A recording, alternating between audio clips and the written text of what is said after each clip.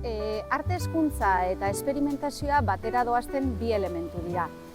Arte hezkuntzaren muinean esperimentazioa aurkitzen da eta esperimentazioa da gizakiok berezkoa dugun zerbait. Esplorazio instintua, jakin behar duguna da, haurrak 4-5 hilabete dituenean azaleratzen da eta instintu honi esker haurrak ikasi egiten du, bai? Bere garapen kognitiboa emango da.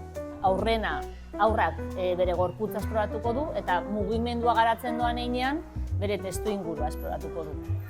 Horregatik oso garrantzitsua da helduaren papera, ez? Esperimentazioa pasatzen da ikaste prozesu batetik sortze prozesu batera.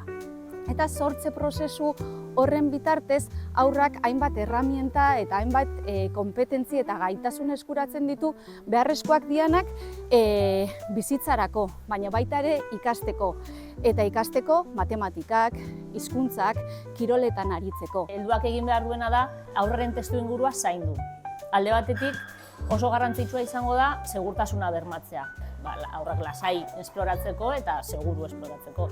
Garrantzitsua izango da ere, heldu horiek ere haurrari erakustea beraiek duten motivazioa, bai? Hau da, testuinguru hori esploratzeko duten grina. Azkenean haurrek ere heldu hauek ikusita esploratzeko motivazio hori ere gehiago piztuko zaie.